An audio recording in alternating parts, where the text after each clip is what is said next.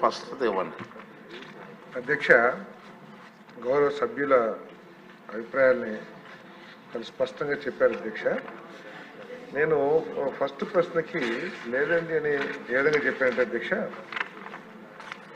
ప్రభుత్వం అమలు చేసే వివిధ పథకాలు, ప్రజలకు మేలు చేసే అనేక సంక్షేమ కార్యక్రమాలు కానివ్వండి, అభివృద్ధి కార్యక్రమాలు కానివ్వండి, INPR ₹2 డిస్ప్లే క్లాసిఫైడ్ అడ్వర్టైజ్మెంట్స్ రూపంలో పేపర్స్కి, వివిధ పేపర్లకి, టీవీలకి అడ్వర్టైజ్మెంట్ ఇస్తుంది అధ్యక్ష.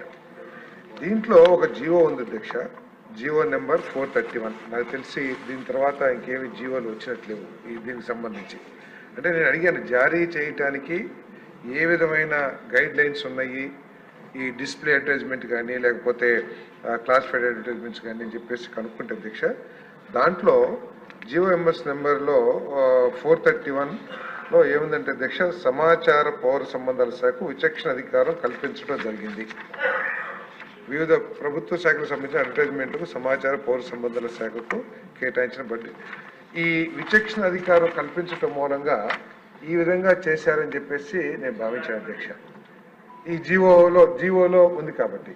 కానీ విచక్షణ అనేది ఈ ఫిగర్స్, అందుకనే ఫిగర్స్ ఎక్కడ దాచుకుంటానికి మేము ప్రయత్నం చేయలేదు అధ్యక్ష.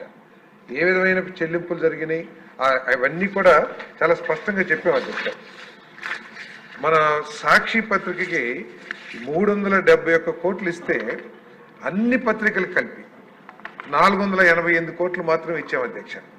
తప్పకుండా దీంట్లో విచక్షణ జరిగింది అధ్యక్ష. కానీ ఆ విచక్షణ చేయటానికి ఉన్న జీవోని అడ్డం పెట్టుకుని ఆనాటి అధికారులు ఇటువంటి విచక్షణ పక్షపాత ధోరణి చూపించారని చెప్పేసి స్పష్టంగా అర్థమవుతుంది అధ్యక్ష.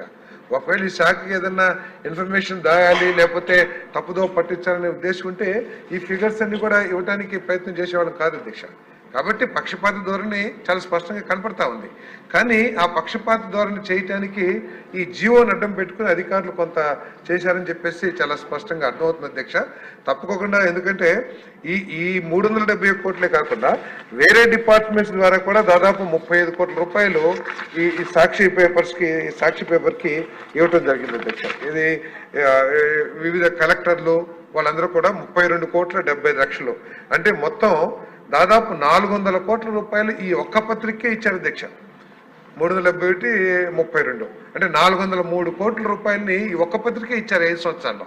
అన్ని పత్రికలకు కలిపి దీంతో పాటు సమానంగా సర్క్యులేషన్ ఉన్నాయి, దీనికంటే ఎక్కువ సర్క్యులేషన్స్ ఉన్నాయి, నేషనల్ మీడియా ఉంది, అందరూ కల్పించింది మాత్రం 488 కోట్లు మాత్రం. కాబట్టి పక్షపాత ధోరణి చాలా స్పష్టంగా అర్థమవుతుంది అధ్యక్ష. కాకపోతే అది చేయటానికి ఈ జీవోని అడ్డం పెట్టుకుని చేశారని చెప్పేసి ఉద్దేశం తప్పితే పక్షపాత ధోరణి లేదని చెప్పడానికి నేను ప్రయత్నం చేయట్లేదు అధ్యక్ష. తప్పకోకుండా ఏదైతే చేశారో అంటే నేను డిపార్ట్మెంట్లో కూడా ఎంక్వైరీ చేస్తే ఏంటంటే కొన్ని పత్రికలు పేమెంట్లు రావట్లేదని చెప్పేసి వాళ్ళు అడ్వర్టైజ్మెంట్స్ తీసుకుంటాం కూడా మానేశారని చెప్పేసి కూడా నాకు సమాచారం ఉంది అధ్యక్ష. ప్రత్యేకంగా ఈనాడు ఏదైతే ఉందో వాళ్ళకి చాలా పేమెంట్లు, చాలా డ్యూస్ ఉన్నాయి, ఆ డీటెయిల్స్ కూడా ఇచ్చాము. ఆ పేమెంట్స్ రాకపోవటం మూలంగా వాళ్ళు అసలు ఈ అడ్వర్టైజ్మెంట్స్ తీసుకుంటాం కూడా ఆపేశారని చెప్పారు అధ్యక్ష. సో కాబట్టి దీంట్లో జరిగింది. తప్పకుండా దీంట్లో ఎంక్వైరీ చేస్తాం అధ్యక్ష. దాంట్లో ఎటువంటి తర్వాత పత్రికల్లో వీటిలో పక్షపాత ధోరణి చాలా స్పష్టంగా కనపడుతుంది. కాబట్టి దాని మీద తప్పకుండా చర్య తీసుకుంటాం. ఏదైతే ఈ జీవో ఏదైతే అన్నిటికీ ఇవ్వాలని చెప్పేసి ఏది సెక్రటేరియట్స్ అన్నిటికీ ఇవ్వాలని ఏదైతే ఉందో అవన్నీ కూడా ఈ డిపార్ట్మెంట్కి సంబంధం లేదు అధ్యక్ష. వేరే శాఖ, సాక్షి పేపర్ సచివాలయాల్లో కొనాలి అన్న జీవో ఏదైతే ఇచ్చారో ఈ శాఖ ఇవ్వలేదు అధ్యక్ష. అదేవిధంగా డిజిటల్ కార్పొరేషన్ కూడా INPR పరిధిలోకి రాదు అధ్యక్ష. కాబట్టి ఈ మొత్తం మీద ఏదైతే మీరు హౌస్ కమిటీ అంటున్నారో తర్వాత తప్పకుండా ప్రభుత్వం మీతో సంప్రదించి వేయటానికి మేము వెనకాల ఆడాల్సిన అవసరం మాకు లేదు అధ్యక్ష.